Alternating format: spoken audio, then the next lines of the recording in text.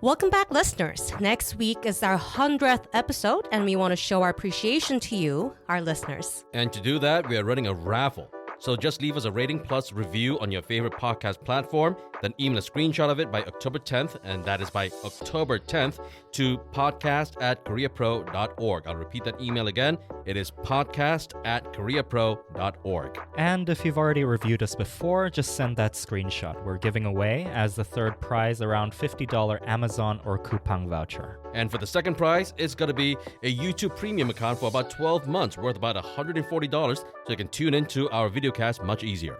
And for the grand prize, 3 months of Korea Pro Standard worth $240 if you're not subscribed yet. And if you want extra entries, post your review on social media and tag @SouthKoreaPro, that's @SouthKoreaPro, or drop a comment on our YouTube before emailing us. Thank you all for sticking with us for 99 episodes, and by the time you're listening to this, it'll be the 100th, I hope. And so, let's hope for 100 more.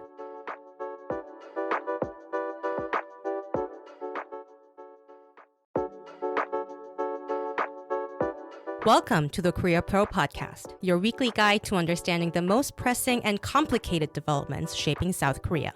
We're your hosts, Jeongmin Kim, John Lei, and Joon Ha Park of Korea Pro. Go beyond headlines as we explain not just what happened, but also what really matters and why it matters. If you monitor South Korea for work or just trying to keep up, you're in the right place. This is the Korea Pro Podcast.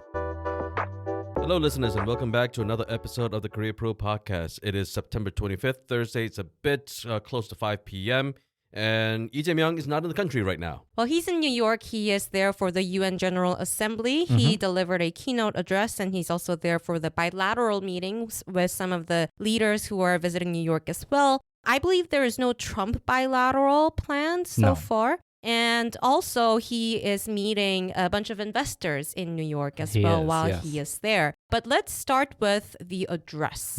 What were some of the key points that he mentioned when it comes to security? Right. So he basically started the whole speech by saying that South Korea is back, a democratic South Korea is back, the 민주한국, right after overcoming the martial law declaration from former President Yoon last year.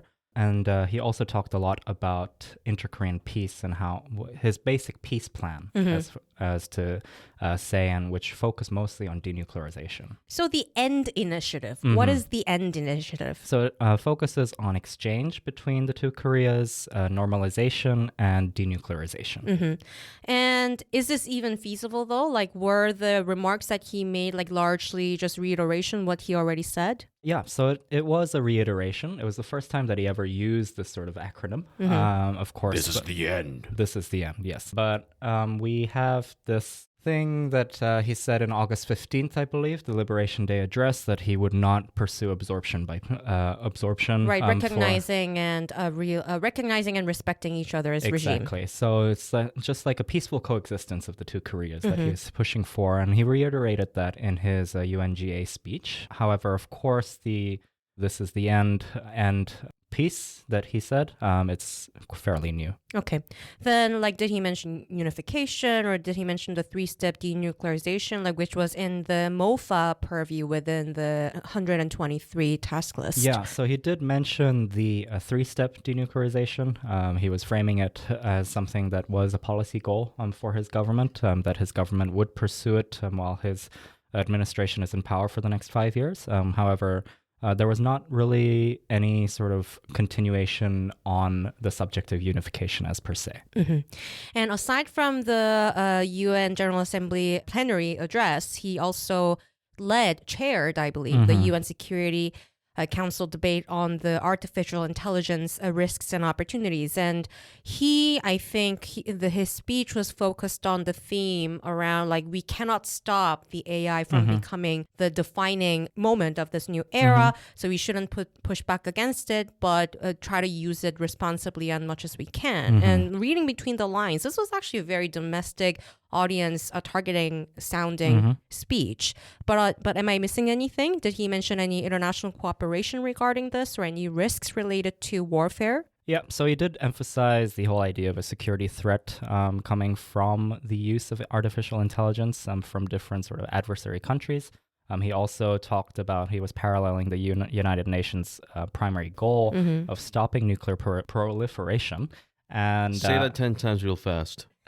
Not a chance. And then he was going ahead and saying that artificial intelligence, the whole worldwide community should work together to mitigate those risks. You see, so overall very vanilla, it seems. But it was just symbolically meaningful, especially for the progressive supporters back in South Korea who were like sharing a lot of video clips of Lee delivering the speech and chairing the UN Security Council, less about the content, but the optics and like his personal narrative. Well, there was no content. Right. And so like there were, I mean, like a lot of South Korean public posts that went viral among his supporters did include some content related to democracy, of course, because, you know, that's bread and butter of the promotional material these days under this new administration. But also they were focusing a lot on how, oh, this person who used to be a factory worker when he was a boy and couldn't go to school, he's now chairing the UN Security Council without really, you know, mentioning what that meant. It's actually, it's a rotating role. So it's not like he's voted to chair that or anything, but still it seems like for the public sentiment, this will give him a bump a little bit among the progressives and centrists. I'm not sure about the conservatives. Speaking of which, were there any interaction with China during the whole UN General Assembly? Yeah, so there was, I can't remember the exact number of delegates, Chinese delegates in the UNGA hall at the time of Lee's address, but Joseonilbo exclusive was saying that the majority of Chinese delegates and also all of North Korean delegates in the hall at the time were not present. Were there any interesting bilateral meetings after the UN General Assembly? Right. So we had quite a number of bilaterals with European countries. So we had a meeting with Italy that focused mainly on AI collaboration and defense industry cooperation. And of course, we had also a meeting between Lee Jae-myung and the Polish president, which saw them reaffirming Poland's status as South Korea's leading security trading partner and customer.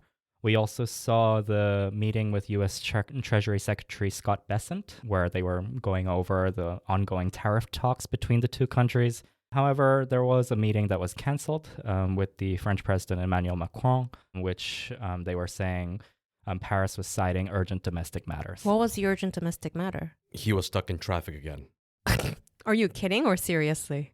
I am so very being serious, duh.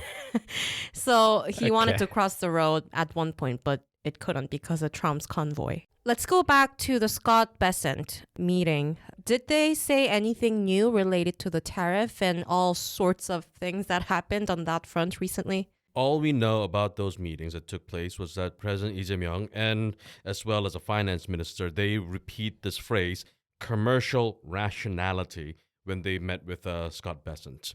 Now, we don't know the exact details of the talks. We don't know what sort of agreements there might have been made.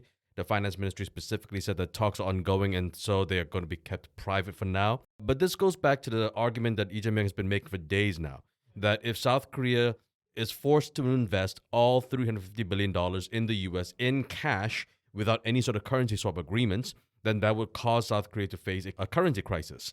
And so because that's the narrative that the president has been going with, he's right now just trying to get the United States to see things from South Korea's perspective. We don't actually know if the U.S. actually will. Next topic, trilateral foreign ministers meeting. That statement, we had a good laugh about it. John, walk us through it. So the three foreign ministers, Foreign Minister Cho Hyun and the Japanese Foreign Minister Takeshi Iwaya and U.S. Secretary of State Marco Rubio, they met and they had a very odd sounding joint statement. And odd because it sounded like as though it would have come out from the Biden or the Obama administrations. What did they say? They basically said that this is the part that really got me to laugh out loud, that they opposed export restrictions and disruptions to free trade. Yeah. Anyone who's been listening to this podcast for a while will understand that we've been talking about tariffs and chip export restrictions. So, yeah, irony is dead.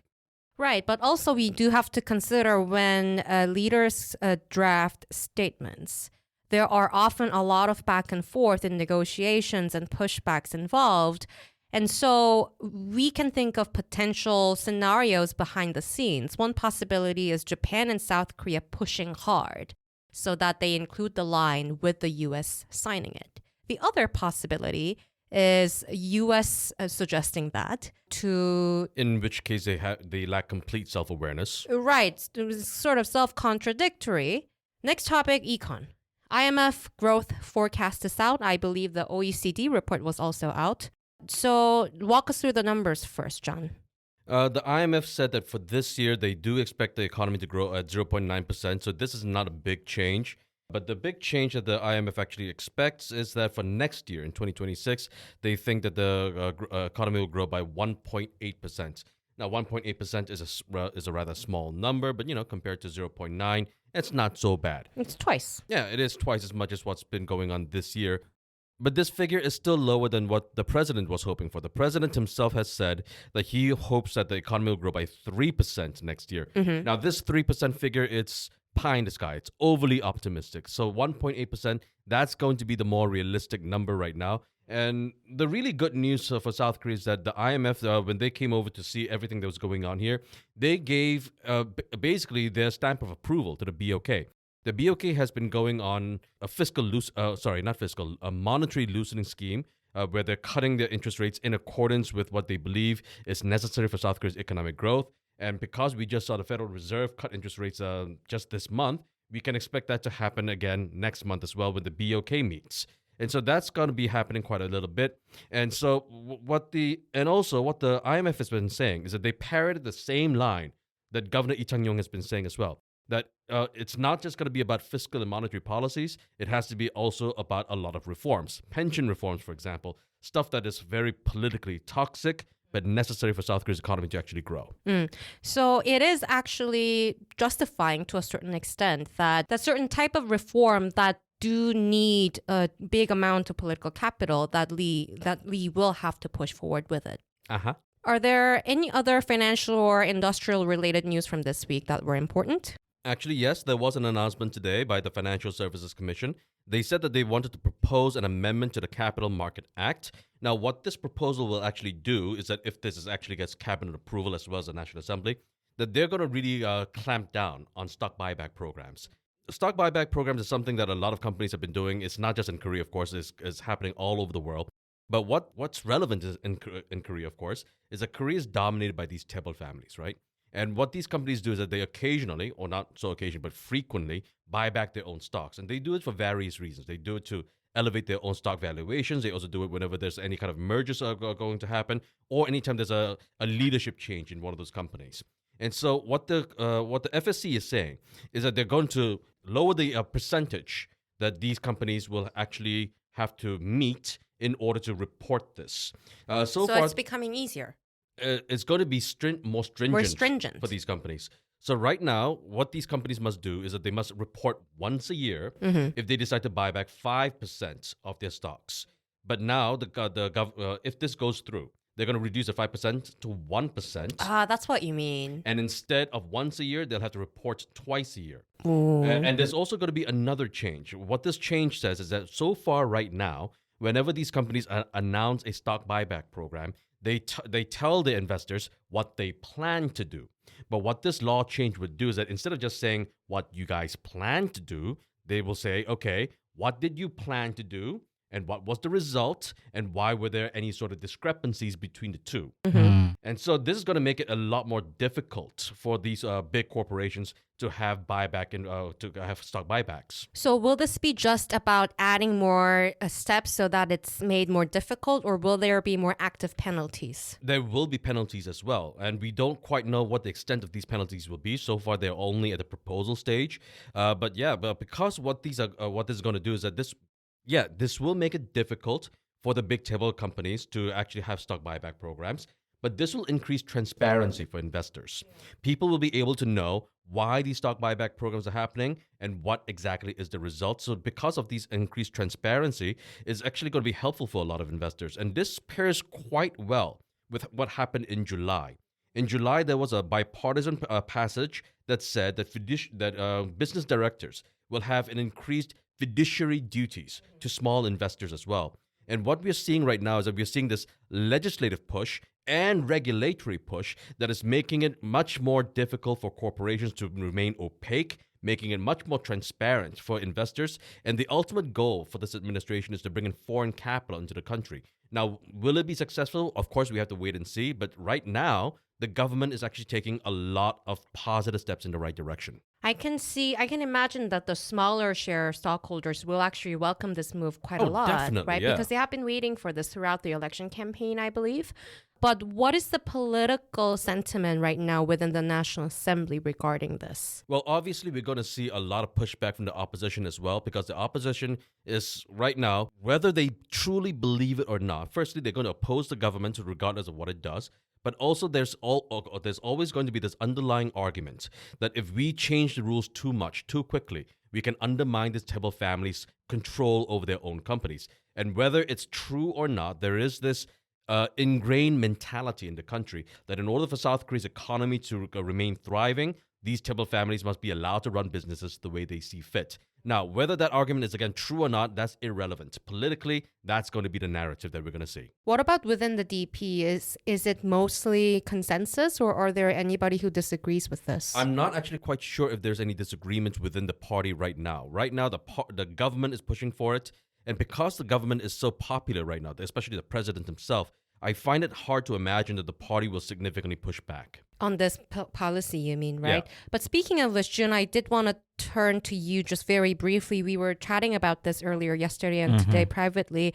I see that some of the heavyweight DP politicians are forming factions right now, and they are increasingly unpopular among Lee Jae-myung supporters. Right. So the party that we saw under Lee's leadership last year, and the party that we currently see under Jeongmin's leadership, Jeongmin's leadership right now is two very different parties. So we see Jeongmin as a much more hardball style figure, no sort of concession with his opposition. Also loves self-promotion as well. Indeed. So A politician loves to self-promote, really. He especially loves it more, and he acts on it. I can see that. Yeah. And the people that are within the current DP leadership, of course, you have the Supreme Council that was picked under Lee Jae-myung's term as DP leader. But of course, they also need to accommodate the new DP leadership. So Kim Byung-gi, the current floor leader of the Democratic Party, and also Chung Chung-le, as we just mentioned. And then you see a lot of hardliners come into significant positions, like the, I believe it's the Judiciary Committee, where Chumie is right now, where she's also been facing a lot of flack for her mostly sort of hardline position on specific bills. So it's something, which are not exactly in line with Lee's, right? Right. So there's still something that we need to keep an eye out on, the sort of party government divide that we're seeing. And we are seeing increasing factionalization right now. We'll keep a close eye on it. Let's touch on security-related aspects just very quickly, because we're running out of time a little bit. Lee's remark about submissive attitudes. John, can you just walk us through it quickly? He made this remark before leaving for New York. Basically, he was saying that, I forget the exact context of what made this remark happen, but what the president was criticizing was these ingrained perceptions, this mentality, this psychology in South Korea, where a lot of people argue that in order for South Korea to remain nationally secure, we need the continued presence of the USFK, United States Forces Korea troops, to remain in Korea. Now, we have heard a lot of debates, a lot of speculation over the past few months. Will there be a reduction in the number of U.S. troops? Will there be increased flexibility that allows U.S. Troops to get involved in a Taiwan contingency? And because there's a lot of uncertainty going on, I think President Lee Jae-myung is right now laying the foundation to prepare the South Korean public for something that's about to happen. We don't know what that something is, but the president is saying he probably thinks something will happen that will change the status quo somewhat at least, but he wants to prepare the South Korean people to think that this is not the end of the world. Okay. Joon Ha, that was, I believe, the Facebook post by Lee, right? Yeah. What was your take on it? What was the main target audience, did you think? So the context here is something that we need to focus on as well. So the post was linking to a report about Defense Ministry data that shows or predicts South Korea's current active duty force to fall from 450,000, I believe, at currently, and in 2030 to more than half of the sum in 2040. I see. So it was about demographic cliff. And they were comparing it with North Korea's estimated 1.13 million troop count by 2040. The classic debate, the head count or the capabilities. Right. So what Lee Jae-myung was saying right here, he was saying in context with the submissive sort of sentiment remark, but he was also saying within that context that South Korea should build on its initiative to make sure it becomes this sort of smart force where technologies are state of the art, where a reduction in troop numbers does not necessarily mean the sort of lack of military readiness against the North. I see. So there are a little bit of hints in that post that we can sort of parse through. So, but we will just need to keep an eye on this and see like further evidence what he actually meant. Lastly, nuclear power plant issues. There was a draft amendment reportedly to the U.S.-South Korea 123 agreement. Can you walk us through what this agreement basically is? I believe this is based on 1974 version largely. Yeah, there was a 1974 agreement which was amended once in 2015. It basically sets the rules for what kind of nuclear enrichment or nuclear power sharing agreement that these two countries can have. But so far, this agreement prevented South Korea from any kinds of uranium enrichment. Now, South Korea, as everyone who knows about this country's history knows, we have a past of having clandestine nuclear weapons. Around 1974. Around that time, coincidentally. And so because of that, there has been a lot of pressure on South Korea to never be able to enrich uranium. And to be fair, it was based on reasonable suspicion, right? Because there was a clandestine nuclear weapons program. Exactly. But anyway, apparently, after Cho Hyun met with his U.S. counterparts, there was this draft provisional agreement that said that South Korea will be able to enrich uranium. Now, this is not HEU. It's not high enrichment uranium. It's not weapons grade. No, in order to get that, you need at least 90% enrichment. We're talking about 20% enrichment, which will go a long way in being able to allow South Korea to reduce its dependence on Russian uranium. And South Korea has been relying on Russia for uranium even despite the war in Ukraine. Just last year, South Korea bought 50%, nearly 50% of its uranium from Russia alone. And this will allow South Korea to reduce its reliance on Russia. It would also be able to, because it would be able to enrich uranium, it would be able to have reduce its stockpile of nuclear waste that's been stored in the country for so many years right now. And so in a lot of ways, this will really help South Korea improve its energy supplies. So given under the premise that this report was true, what do you think was the U.S. side of the calculation when they agreed to this, allegedly? Well, there is this dual track thing going on, isn't there? As much as Donald Trump wants to tie security and trade together, South Korea is not playing ball with that. South Korea is saying, let's keep these two things separate. And so it seems that because of South Korea's approach to these negotiations, the U.S., well, they can't just keep insisting on their way, because if they do, there is no negotiation. And so the Trump administration seems to be thinking, all right, so we've got tariffs going on here, you got U.S. security troops flexibility here, and also because of all this disagreements that we've been seeing with Lee Jae-myung and the foreign minister saying not so subtle hints about how the U.S. is no longer really all that reliable, there seems to be at least some voices within the Trump administration that is saying we do need to throw South Korea a bone. And this seems to be that bone. I see. Did Tokyo respond at all to this? Because South Korean editorials compare this agreement to the deal that Japan has a lot. So far, I don't think there's been a lot of traction within Japan about this right now. Japan has their own elections coming up, so I think they're much more focused on that at the moment. But even if there is any sort of real noise in Japan about this, as we just said, this is not high enrichment uranium. This is not nuclear grade weapons. And so I don't really think that this will cause a lot of friction between Seoul and Tokyo. Will this change anything regarding the nuclear power plant deals that are already made, or will this really be for future deals? Not only will it not change it, it will actually deepen South Korea's reliance on the U.S. And that's because that Westinghouse deal that you're referring to right now, among one of the stipulations of that agreement was that South Korea would need to source a lot of its energy from U.S. sources. And so because the U.S. is saying, you can enrich your uranium now, and because this agreement says that South Korea must source their energy from U.S. sources, well, guess who gets to supply the uranium? And so because South Korea gets this ability to reprocess and enrich it, but where do we get it from? Right. And so to me, this does not sound like delinking at all.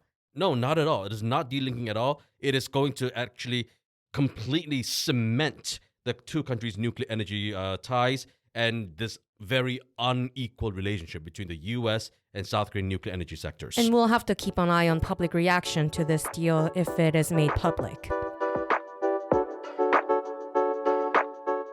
Looking to stay informed about South Korea's fast evolving political, business and cultural landscape?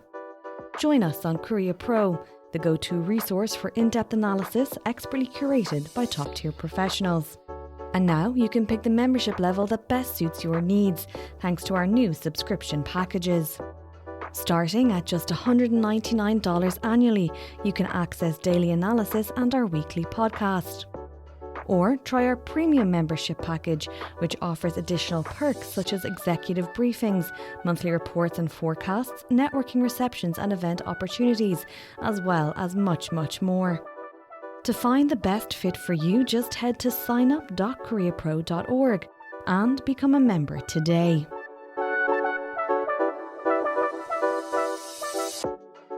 Week ahead. Right. So we got the Armed Forces Day on October 1st next week. That will be a Wednesday. We will usually see the president going to Gyeongdae, which is where the Armed Forces headquarters is, and they will be holding this sort of military review for President Lee, where he's reviewing the troops with and South Korea's main military assets with the defense minister and the Joint Chiefs of Staff chairman. That is exactly the same event that happened last year and the previous year, where our former President Yoon was on that car with Kim Yong-hyun, later the key man of the martial law, saluting weapons, basically. Right. So it's the day where South Korea's main military assets come out, and we still don't know which military assets will be released or sort of reviewed. We did see the Hyunmoo 5 missile, the bunker buster missile last year, so we still need to expect what to see. Are there anything that you guys are particularly waiting to see? Apaches! Oh yeah, John loves Apaches. He will marry them. I do want to see the sort of Cheonggung 2s, the sort of upgraded air defense missiles that will be coming out. Explain why they're important. Well, we've seen just a couple of days ago that the Cheonggung 3, so the development for that one, will be going on par with the production of the Cheonggung 2 that's set to go to troops by next year. So I do want to see a model of that come out in the military review next Wednesday. For me, it will be man-on-man system, because we did see some progress last year when they were rolling out a bunch of new systems, but I do want to see if they actually reflected on what's going on in Ukraine and reflected that into actual assets. Anything else next week? Right, so Ishiba is expected to visit by the end of this month. So we do have to understand which dates he will actually be arriving in South Korea, whether he does come or not. But he is expected to come, so we will look out for that. And if you'd like to know more, all of this information will be sent to your email inboxes by Monday at 2 p.m. via the Week Ahead newsletter. So if you'd like to know more, please subscribe. Have a good weekend. And that's a wrap.